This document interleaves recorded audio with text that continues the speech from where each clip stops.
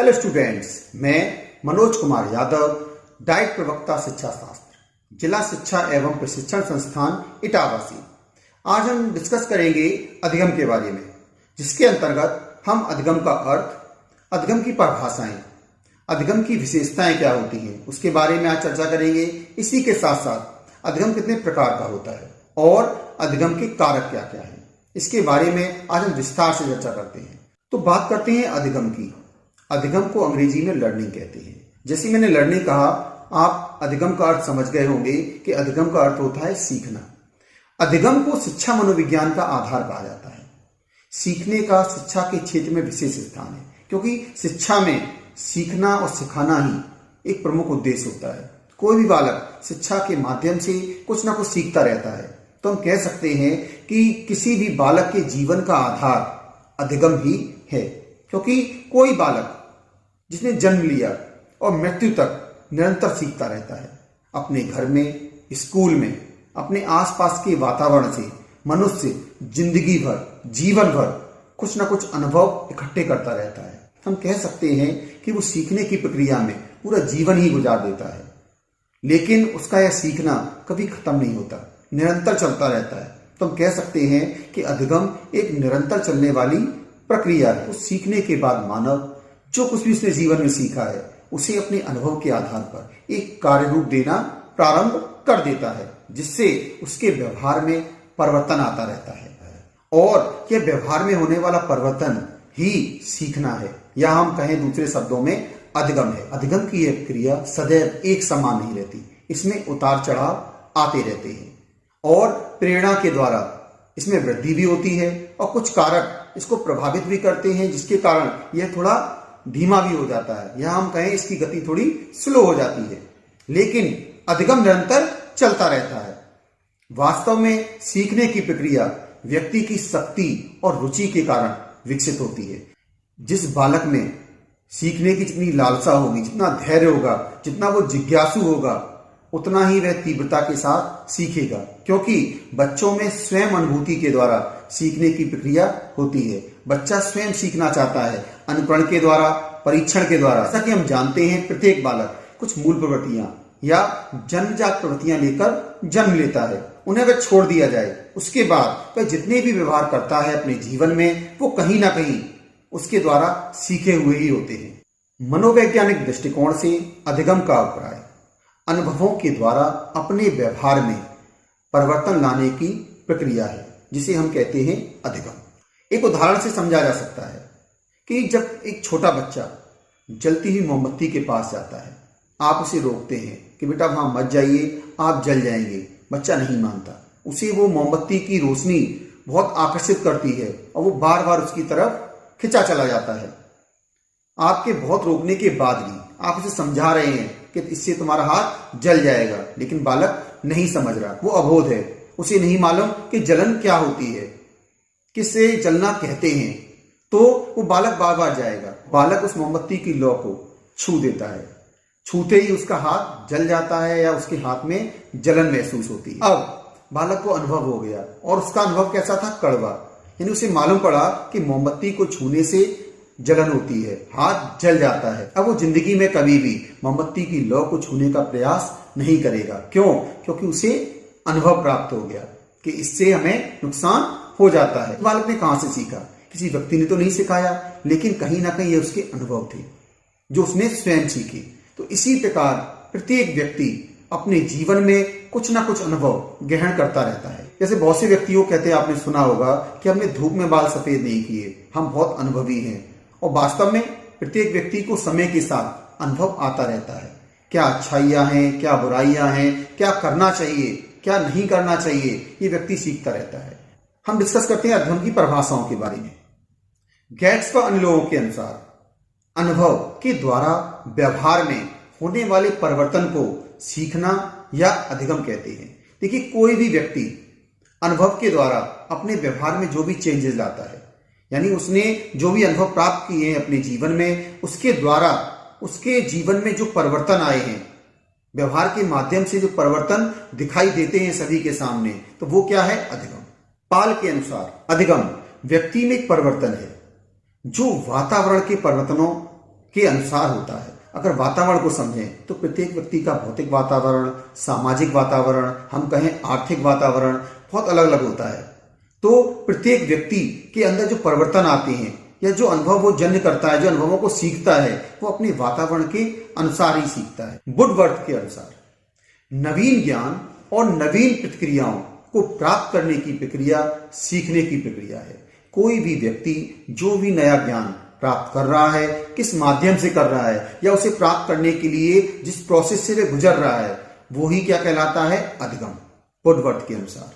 Crow and crow के अनुसार सीखना आदतों, ज्ञान और अभिवृत्तियों का अर्जन है। देखिए, क्रो एंड क्रो कहते हैं कि कोई भी व्यक्ति जो भी सीख रहा है तो कहीं ना कहीं वह उसमें आदतों के रूप में या ज्ञान के रूप में या उसकी अभिवृत्ति के रूप में उसके अंदर संचित हो रहा है, और जब भी जैसी परिस्थिति होगी वह उसका उपयोग उसी तरीके से करता है। स्किनर के अनुसार सीखना व्यवहार में उत्तरोत्तर सामंजस्य की एक प्रक्रिया है। Learning is a process of progressive behaviour adaptation, यानी किसी भी व्यक्ति का व्यवहार में एक प्रोग्रेसिव अनुकूलन की स्थिति आ जाती है। यानी कैसी भी परिस्थिति होगी तो उसमें वह अनुकूलन कर लेगा, सामंजस्य कर लेगा अपने व्यवहार के माध्यम से। ऐसा कहते हैं स्किनर। हमने अधिगम की परिभाषाओं के माध्यम से अधिगम को समझने का प्रयास किया। अब हम बात करते हैं परिपक्वता और अधिगम में क्या डिफरेंस है। Difference between maturation and learning. अधिगम व्यक्ति के द्वारा उसके व्यवहार में वांछित परिवर्तन होता है, जबकि परिपक्वता निश्चित समय के पश्चात होने वाला परिवर्तन है। परिपक्वता आनुवांशिक होती है। जैसे बच्चा छोटा है, निश्चित समय के बाद वह चलना सीख जाएगा, वह बोलना सीख जाएगा। जैसे मान लीजिए कोई चिड़िया का बच्चा है, वो निश्चित समय के बाद उड़ना सीख जाएगा, तो ये कहलाएगी परिपक्वता, ना कि यह उसका अधिगम। तो हम कह सकते हैं कि प्रत्येक व्यक्ति कुछ निश्चित समय के बाद परिपक्व तो हो ही जाता है। इसे आप याद रखेंगे। जो परिपक्वता शब्द है, मैच्योरेशन, गैसल ने दिया। इसी के साथ साथ एक शब्द आता है परिवर्तन तथा अधिगम में अंतर। Difference between change and learning. इसको भी हम जरा समझते हैं कि परिवर्तन और अधिगम में किस तरह से अंतर है। व्यक्ति के व्यवहार में होने वाले स्थायी वांछित परिवर्तन को ही अधिगम कहा जा सकता है। व्यवहार में जो अवांछित परिवर्तन हो रहे हैं वो अधिगम की श्रेणी में नहीं आते। जैसे मान लीजिए कोई व्यक्ति अल्कोहल का सेवन करता है या मदिरापान करता है, उसके व्यवहार में परिवर्तन अधिगम न होकर केवल एक तंत्रिकीय अवस्था में परिवर्तन होता है, क्योंकि उस अल्कोहल की वजह से उसका मस्तिष्क प्रभावित हुआ है, तभी वह व्यक्ति इस तरह का बिहेव करने लगा है। तो इसे हम अधिगम नहीं मानेंगे। अधिगम की परिभाषाओं के बारे में डिस्कस करने के बाद हम बात करते हैं अधिगम की विशेषताएं कि अधिगम की विशेषताएं क्या क्या होती हैं। जिसमें पहला है अधिगम जीवन पर्यंत, लाइफ लॉन्ग प्रोसेस होता है। यानी एक व्यक्ति जन्म से लेकर मृत्यु तक कुछ ना कुछ सीखता रहता है। इसीलिए हम कह सकते हैं कि अधिगम किसी भी व्यक्ति के जीवन में जन्म से लेकर मरण तक चलता रहता है। नेक्स्ट है अधिगम निरंतर व सतत होता रहता है। जैसा कि हमने कहा कि एक व्यक्ति हर पल कुछ ना कुछ सीखता रहता है। जैसे मान लीजिए कहीं रास्ते में वो जा रहा है, एक पत्थर पड़ा हुआ है, उसका पैर वहां पर टकरा जाता है, उसको चोट लग जाती है, तो उसने कहीं ना कहीं वहां भी सीख लिया।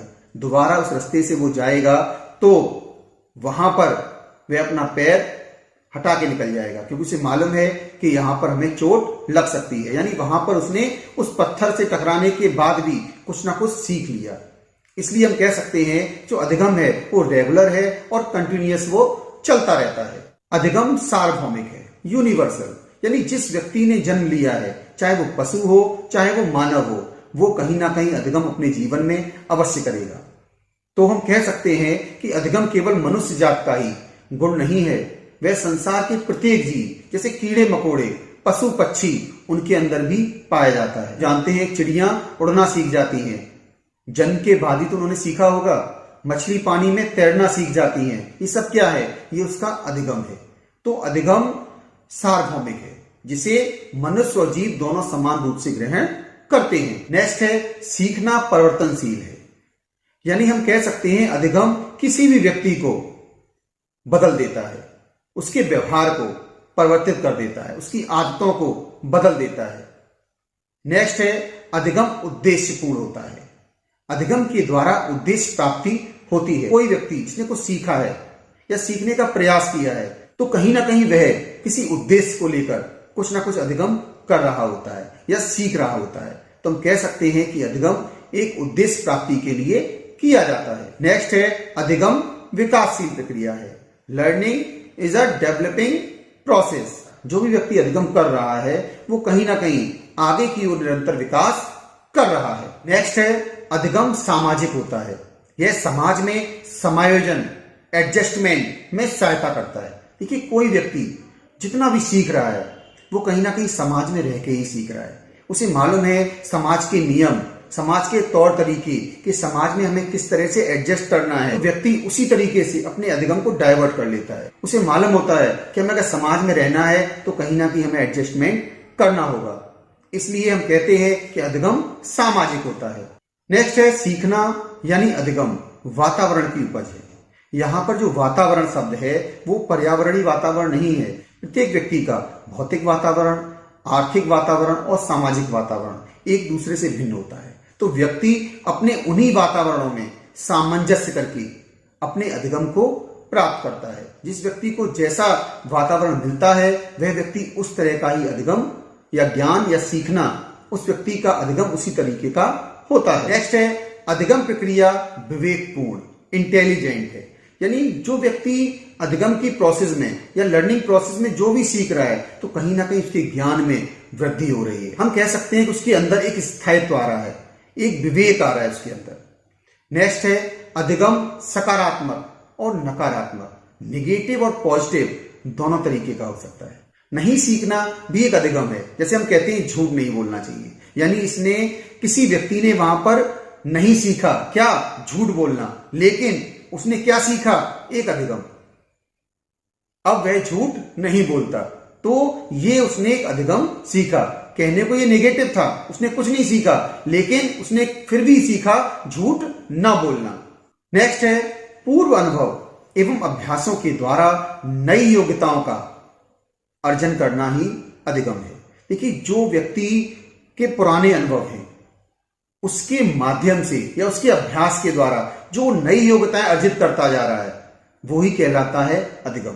ऐसा नहीं है कि पुराने अनुभवों को भूल जाए। वो जो अनुभव उसने या अनुभव या हम यहाँ पे कहें जो अधिगम उसने इकट्ठे किए हैं अपने पीछे के जीवन में, उसका प्रयोग करके वो या अभ्यास के द्वारा नई योग्यताओं को अर्जित करता जाता है और इस तरह से वह अपने अधिगम में वृद्धि करता रहता है। अधिगम की विशेषताओं को समझने के बाद हम बात करते हैं अधिगम के प्रकार। देखिए, अधिगम 3 प्रकार के होते हैं। पहला होता है ज्ञानात्मक अधिगम, दूसरा संवेदात्मक अधिगम और तीसरा गामक अधिगम। अब इससे विस्तार से समझते हैं। पहला है ज्ञानात्मक अधिगम। इसके 3 प्रकार हैं। पहला प्रत्यक्षात्मक अधिगम। प्रत्यक्ष वस्तु से सीखने को प्रत्यक्षात्मक सीखना कहते हैं। प्रत्येक बालक शैशवावस्था से बाल्यावस्था तक इसी प्रकार सीखता है। बहुत सी वस्तुएं उसके सामने प्रत्यक्ष रूप से आती हैं, वह उसे देखता है और उसके द्वारा ही वह वैसा ही अनुकरण के माध्यम से करना चाहता है। तो कहीं ना कहीं वह प्रत्यक्ष रूप से सीख रहा होता है। अप्रत्यक्ष चीज उसकी समझ में नहीं आती क्योंकि उसकी बुद्धि का विकास इतना नहीं होता है। नेक्स्ट है प्रत्यात्मक अधिगम। तर्क, चिंतन, कल्पना से सीखने को प्रत्यात्मक सीखना कहते हैं।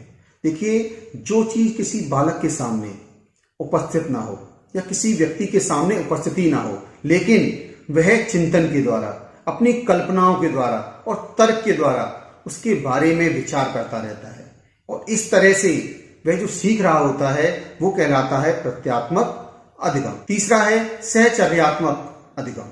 पुराने ज्ञान से नया ज्ञान सीखने को सहचर्यात्मक अधिगम कहते हैं। यानी व्यक्ति ने अपने जीवन में जो भी ज्ञान अर्जित किया है, जो अनुभव अर्जित किए हैं, उसके माध्यम से वह नया ज्ञान सीख रहा है। उन पुराने अनुभवों और नए ज्ञान के बीच में सह संबंध स्थापित करता है, वह कहलाता है सहचर्यात्मक अधिगम। और दूसरा है संवेदनात्मक अधिगम।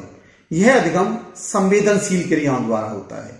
इसमें गामक क्षमताओं का परीक्षण होता है। देखिए, वह कर तो रहा है, मोटर स्किल उसके अंदर है, लेकिन उसकी क्षमताओं का परीक्षण भी होगा तथा उसके कौशल के कार्य इसमें आते हैं। जैसे वह तैरना सीख गया और तैरने में वह निपुण हो गया, साइकिल चलाना उसे आता है, ये उसका एक कौशल है, टाइपिंग करना आदि।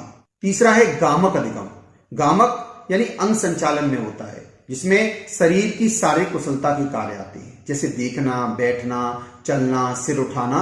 अधिगम के प्रकार के बाद हम समझते हैं कि अधिगम को प्रभावित करने वाले कारक। देखिए, प्रत्येक बालक या व्यक्ति जो भी अधिगम कर रहा है उसको कुछ ना कुछ कारक प्रभावित अवश्य करती हैं। कुछ ऐसी दशाएं होती हैं जो बालक के अधिगम को प्रभावित करती रहती है। तो उन कारकों के बारे में विस्तार से समझते हैं। पहला कारक है इसमें बालक का शारीरिक व मानसिक स्वास्थ्य, physical and mental health of children. देखिए, किसी भी बालक का जो शारीरिक और मानसिक स्वास्थ्य है वो उसके अधिगम को सबसे ज्यादा प्रभावित करता है। जैसा कि आप जानते हैं, अरस्तु ने भी कहा है कि स्वस्थ शरीर में स्वस्थ मस्तिष्क का निर्माण होता है। तो ये देखा जाता है कि जो शारीरिक और मानसिक रूप से स्वस्थ बालक होते हैं वो सीखने में रुचि भी अधिक लेते हैं और बहुत शीघ्रता के साथ सीख जाते हैं। हर चीज को जो उसे सिखाया जाता है वो प्रभावी तरीके से सीखते हैं और थकान का प्रभाव भी उनके ऊपर कम होता है। जबकि जो बालक शारीरिक और मानसिक दृष्टि से पिछड़े होते हैं वो कहीं ना कहीं पढ़ने में और लिखने में कमजोर रह जाते हैं और देर से सीखते हैं। इसलिए किसी भी बालक का शारीरिक और मानसिक स्वास्थ्य उसके अधिगम को सबसे अधिक प्रभावी बनाता है। इसलिए अभिभावकों को बालक के शारीरिक और मानसिक स्वास्थ्य पर सबसे अधिक ध्यान देना चाहिए। दूसरा है परिपक्वता, मैच्योरिटी। व्यक्ति की आयु बढ़ने के साथ साथ उसकी परिपक्वता भी बढ़ती है। शारीरिक और मानसिक रूप से जो व्यक्ति जितना परिपक्व हो जाएगा उसका अधिगम भी उतनी शीघ्रता के साथ आगे बढ़ेगा, या हम कहें वो व्यक्ति उतनी शीघ्रता के साथ सीखेगा और उसके सीखने का स्तर भी तीव्रता के साथ बढ़ जाता है। अगर व्यक्ति की परिपक्वता तो बढ़ गई लेकिन उसे वह अधिगम सामग्री नहीं मिल पा रही है जो उसके अनुरूप हो, तो कहीं ना कहीं उसे कठिनाई होगी अधिगम को सीखने में। तो हमें यह भी ध्यान रखना चाहिए कि प्रत्येक व्यक्ति के अनुरूप या उसकी परिपक्वता के अनुरूप अधिगम सामग्री की व्यवस्था भी करनी चाहिए। हमारे देश में बहुत सारे प्रतिभाशाली बच्चे होते हैं लेकिन सारी प्रतिभाएं उभर कर सामने नहीं आ पाती। तो कहीं ना कहीं यहाँ पर अधिगम सामग्री का भी दोष आ जाता है। उसे जिस तरह से सिखाना था या उसके लिए जो सामग्री होनी चाहिए थी अधिगम की वो समय पर उपलब्ध नहीं हो पाती और वो प्रतिभाशाली बालक या व्यक्ति कहीं ना कहीं इसमें पिछड़ जाता है। नेक्स्ट है सीखने की इच्छा, विल टू लर्न। देखिए, सीखना बहुत कुछ व्यक्ति की इच्छा पर निर्भर करता है। बालक को आपको पढ़ाना है तो आप उसके लिए एक ऐसा माहौल बना दीजिए कि स्वयं उसकी अधिगम में रुचि आ जाए, क्योंकि जो बच्चे होते हैं उनकी बहुत प्रबल इच्छा होती है हर चीज को सीखने की। बस आपको एक तरीका चाहिए कि उन्हें हमें किस तरीके से सिखाना है, हमें किस तरह की एक्टिविटीज करनी है। खुद स्वयं अपने आप उसकी खुद की इच्छा हो उस चीज को सीखने की। कि बालक को अगर इच्छा के विरुद्ध सिखाया जाता है तो उन्हें सीखने में काफी देरी होती है और वो कहीं ना कहीं सीखना भी नहीं चाहते। बालक की इच्छा को ध्यान में रखते हुए इस तरह से सिखाना चाहिए कि हम उसे जो बताना चाहते हैं, जो अधिगम देना चाहते हैं, उसे वह कुशलता पूर्वक प्राप्त कर ले। नेक्स्ट है प्रेरणा, मोटिवेशन। सीखने के लिए बच्चों को प्रेरित करना अत्यंत आवश्यक है। देखिए, समय समय पर बालक को प्रतियोगिता के माध्यम से, चाहे वो खेलकूद से संबंधित हो, चाहे विद्यालय के टेस्ट हो या कोई ऐसे कार्यक्रम हो जिससे बालक प्रेरित हो आगे कुछ करने के लिए, उसकी प्रशंसा करें, उसको आप प्रोत्साहन दें ताकि बालक आगे दोबारा आपकी प्रशंसा पाने के लिए, आपका प्रोत्साहन पाने के लिए वह निरंतर कुछ ना कुछ सीखता रहे, जिससे उसका जो अधिगम है वो अच्छी तरह से हासिल कर लेगा, या हम कह सकते हैं कि सुगमता से वह उसे सीख लेगा। नेक्स्ट है विषय सामग्री का स्वरूप, नेचर ऑफ सब्जेक्ट मैटर। देखिए, प्रत्येक स्तर के छात्रों के लिए उनकी बुद्धि, रुचि एवं अक्षमता के अनुरूप पाठ्यवस्तु होनी चाहिए। देखिए, बालक का जैसा स्तर है, बालक जिस सब्जेक्ट को पढ़ने में या खेल को अगर खेलने में उसकी रुचि है तो उसको भी ध्यान रखना चाहिए हमें। उसके जो सब्जेक्ट हम बना रहे हैं, जो शिक्षण सामग्री तैयार कर रहे हैं उसके लिए, तो उसमें कहीं ना कहीं खेल को भी महत्व दे दें। अगर उसकी रुचि जिस क्षेत्र में लगती है तो उसका हमें ध्यान अवश्य रखना है और उस पाठ्य वस्तु को इतना सरल, रोचक एवं अर्थपूर्ण बना दीजिए ताकि बालक खुद ही अपनी इच्छा से रुचिपूर्वक उसे सीख सके शीघ्रता के साथ। अगर हम ऐसी पाठ्य वस्तु से उपलब्ध नहीं कराएंगे तो बालक के लिए वह बहुत कठिन होगी, वह नीरस होगी और बालक उस अर्थहीन विषय सामग्री को नहीं सीख पाएगा या बहुत देरी से सीखेगा और कहीं ना कहीं वह अपनी क्लास में पिछड़ जाएगा। नेक्स्ट है वातावरण, एनवायरनमेंट। भौतिक एवं सामाजिक वातावरण दोनों ही शिक्षण अधिगम को प्रभावित करते हैं। देखिए, एक बालक जिस वातावरण में रहता है वह उसके व्यवहार को बहुत प्रभावित करता है। अगर उसका व्यवहार प्रभावित होगा तो कहीं ना कहीं उसका अधिगम भी प्रभावित होगा। उसके घर की स्थिति, उसके घर की आर्थिक स्थिति, उसके घर की भौतिक स्थिति, क्योंकि बालक अपने घर के बाद विद्यालय में जाएगा, वहाँ के बालकों से मिलेगा, उनकी घर के वातावरण को वो जानेगा कि उनके घर में का भौतिक वातावरण इस तरीके का है और मेरे यहाँ का इस तरीके का है, तो कहीं ना कहीं उसके अधिगम में डिफरेंस आना शुरू हो जाएगा। बात आती है सामाजिक वातावरण की। सामाजिक वातावरण जिस वातावरण में निवास करता है, जिसके आसपास के लोग, किस तरह का माहौल है वहां पर, वह भी उसके अधिगम को प्रभावित करता है। शुद्ध वायु, उचित प्रकाश, शांत वातावरण एवं मौसम की अनुकूलता के बीच बच्चे शीघ्र सीखते हैं। देखिए, विद्यालयों में कभी आप जैसे पढ़ाते भी हैं, अगर क्लासरूम में उचित प्रकाश की व्यवस्था नहीं है, वहाँ हवा नहीं आ रही है, तो बच्चे वहाँ पर नहीं सीख पाते। तो हमें बच्चों को प्रकृति के सानिध्य में ले जाना चाहिए। वहाँ पर पेड़ के नीचे शुद्ध वायु, उचित प्रकाश की उपस्थिति में और एक शांत वातावरण में हम बालक को पढ़ा सकते हैं और मौसम के अनुकूलन के बीच बालक अच्छी तरीके से सीखते हैं। अगर यह परिस्थितियां उनको नहीं दी जाएंगी तो बच्चे जल्दी ही थक जाएंगे, और बच्चे थक गए तो उनकी जो अधिगम की प्रक्रिया है वो बाधित हो जाएगी। इसी प्रकार परिवार, यानी उसके परिवार का माहौल कैसा है, उसके परिवार में उसको शैक्षिक माहौल मिल रहा है कि नहीं मिल रहा है, या जिस समाज में वो रह रहा है उस समाज में से शैक्षिक वातावरण दिया जा रहा है या नहीं दिया जा रहा है। और विद्यालय, इन सभी स्थानों पर छात्रों को सामाजिक एवं शैक्षिक वातावरण अवश्य मिलना चाहिए, ताकि उसके शिक्षण अधिगम की प्रक्रिया प्रभावी हो सके और बालक बिना किसी बाधा के अपने अधिगम को प्राप्त कर सके या अपनी शिक्षा को प्राप्त कर सके। नेक्स्ट है शारीरिक एवं मानसिक थकान। देखिए, शिक्षण अधिगम प्रक्रिया के लिए एक समय सारणी होनी चाहिए। बालक को किस समय किस तरह से पढ़ाना है।